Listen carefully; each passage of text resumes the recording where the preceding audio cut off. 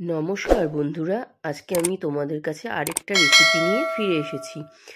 আজকে আমি তোমাদের বানিয়ে দেখাবো ফুলকপির সিঙ্গারা।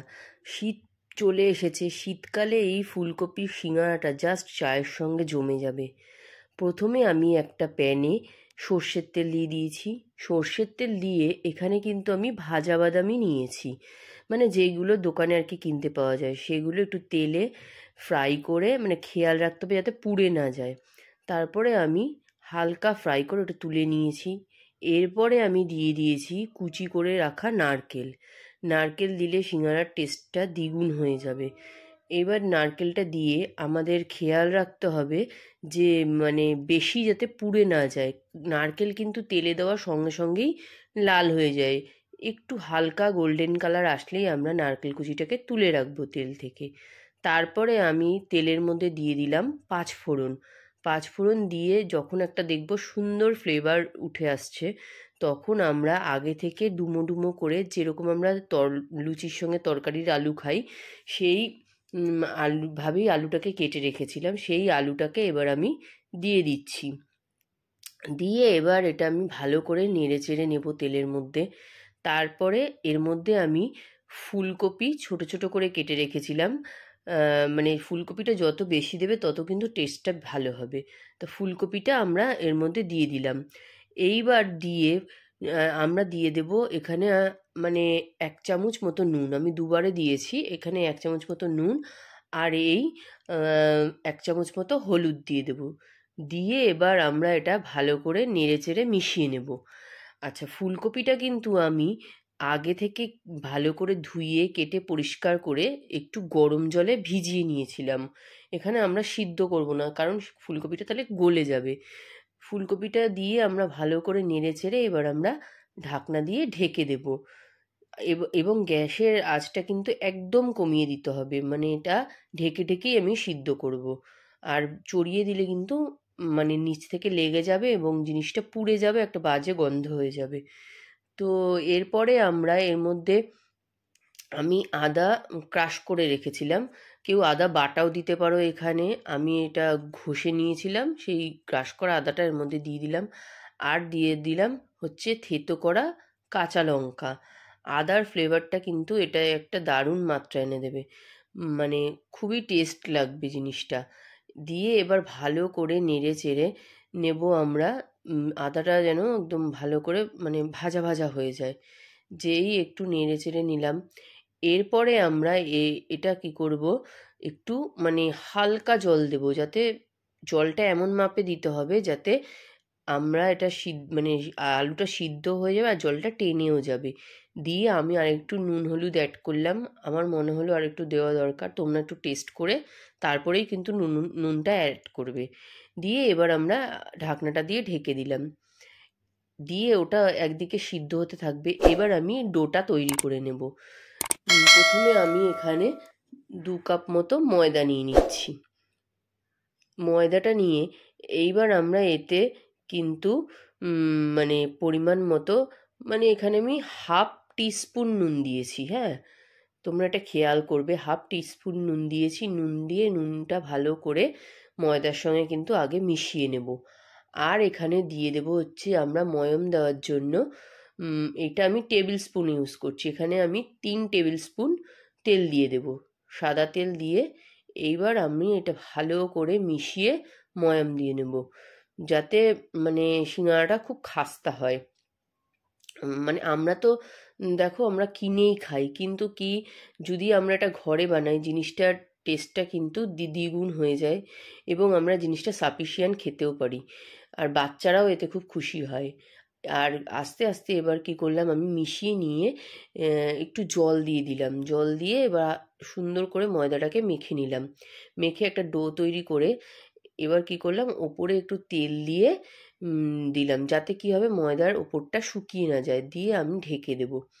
এদিকে আমরা ফিরে এসে আবার ওই তরকারি ঢাকনাটা আর কি খুলে দিলাম। দিয়ে এবার কি করব, আমরা নেড়ে চেড়ে ভালো করে যেটুকুনি জল আছে এটা আমরা টানিয়ে নেব। মানে একদম পুরটা কিন্তু একদম ড্রাই করতে হবে। আর এদিকে কিন্তু আমি একটু চিনি অ্যাড করছি। এবার মানে এটা যার যার টেস্টের ওপর নির্ভর করে, কেউ একটু বেশি মিষ্টি খেতে পছন্দ করে, কেউ কম। তো আমি একটু আমার এখানে আমি যেটুকুনি চিনি দিয়েছি ধরো 1 টিস্পুন মতোই দিয়েছি। দিয়ে এবার যে আগে থেকে ভেজে রাখা নারকেল কুচি আর বাদাম ভাজাটা ছিল সেটা আমি এবার মিশিয়ে দিলাম।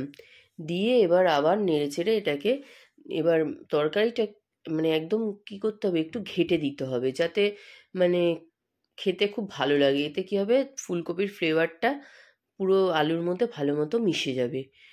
দিয়ে এবার নেড়েচেড়ে এটা আমরা জলটা পুরো শুকিয়ে নিচ্ছি। নিয়ে দেখো তরকারিটা কেমন একটা গামাখা হয়ে গেছে। এইবার কি করব, সবশেষে আমরা এটাকে নামিয়ে, কিন্তু তরকারি আমাদের রেডি হয়ে গেছে, এটা নামিয়ে একটা থালায় ছড়িয়ে আমরা এটা ঠান্ডা করে নেব। নিয়ে এবার আমরা কি করলাম, যে ডোটা তৈরি করে রেখেছিলাম তা থেকে আমরা যে লুচি তৈরি করি তার থেকে একটু বড় সাইজের একটা মানে লেচি কেটে সেটা আমরা পাতলা করে বেলে নেব। আর বেলাটা খেয়াল রাখতে হবে, আমরা কিন্তু একটু লম্বাটে করে বেলবো, জিনিসটা কিন্তু গোল হবে না। হ্যাঁ, আমরা এটা লম্বা করে বেলে তারপরে কি করব, একটা ছুরির সাহায্যে এটাকে মানে কেটে আমরা দুটো টুকরো করে নেব। টুকরো করে এবার এগুলোকে আমরা আলাদা করে একটা প্লেটে প্রথমে সবকটা বেলে এবং কেটে তৈরি করে নেব।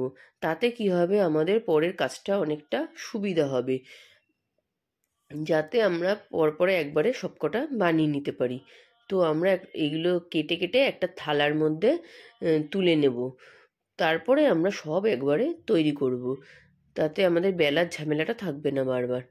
এইবার কি করব, এই ওই হাফ যে এবার তোমরা কি করবে, যে হাফ যে আমরা করলাম এই হাফটা এবার ফোল্ডটা খেয়াল করতে হবে।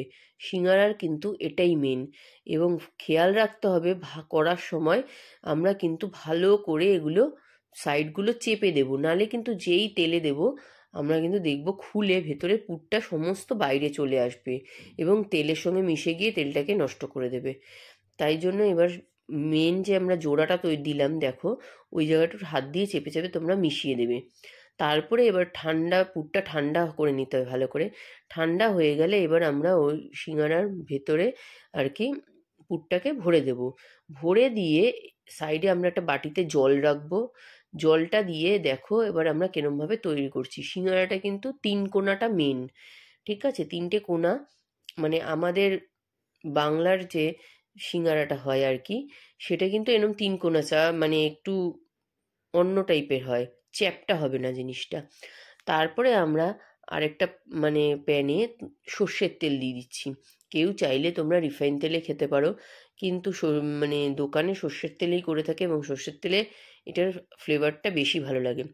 আর আরেকটা জিনিস মেন ব্যাপার, আমরা কিন্তু সব কিছু গরম তেলে ভাজি, কিন্তু সিঙ্গারাটা আমরা এখানে কিন্তু ঠান্ডা তেলে ভাজবো। ঠান্ডা তেলে বলতে কি, ধরো প্যানে তোমরা তেলটা দিলে মানে জাস্ট হালকা একটা গরম, মানে খেয়াল রাখতে হবে হালকা গরম হবে, মানে তুমি আঙ্গুল চোবাতে পারবে এইরকম যেই গরম হবে তখন আমরা সিঙ্গারাগুলো দিয়ে দেব। এবং খুব সাবধানে নেড়ে নেড়ে, যেহেতু এটা মানে খুবই মানে খাস্তা একটা জিনিস হবে এবং ফুটো হয়ে গেলে তেল ঢুকে যাবে, মানে নানান রকম ব্যাপার আছে। এটা দেখতে খুব সোজা মনে হলো, খুব সাবধানে কাজটা করতে হবে। আর কি করব, আমরা এটা উল্টে পাল্টে মানে জিনিসটাকে ভেজে নেব। যত সুন্দর করে ভাজবে তত কিন্তু জিনিসটা খাস্তাটা বেশি হবে। দেখো আমি প্রতিটা সিঙ্গারা কিন্তু উল্টে পাল্টে একবারে ভাজছি না, একটু উল্টে পাল্টে ভেজে নেব। তাতে কি হবে, প্রতিটা সাইড কিন্তু সম্পূর্ণভাবে খাস্তা হবে। আর যখন ধরো এরকম ভাজা হয়ে যাবে, কি করে বুঝবে সিঙ্গারা প্রতিটা সাইড দেখো এরকম লাল হয়ে যাবে, আমাদের ভাজা তখন বুঝতে হবে মোটামুটি কমপ্লিট হয়ে গেছে। আর এই ভাজাটা কিন্তু পুরোই আমরা করব লো টু মিডিয়াম, হাই করব না একদমই। হাই করলে কিন্তু কি হবে, ওপরটা পুড়ে যাবে আর মানে ভেতরে ময়দার যে ভেতরের কোটিংটা সেটা কিন্তু খাস্তা হবে না। এইবার আমরা কি করব, ভালো করে তেলটা ছেঁকে সিঙ্গারাগুলো তুলে নেব। তো আমাদের সিঙ্গারা রেডি। তোমাদের ভালো লাগলে আমাদের চ্যানেলটা অবশ্যই সাবস্ক্রাইব করবে, শেয়ার করবে আর একটা লাইক দিয়ে দেবে প্লিজ। ধন্যবাদ।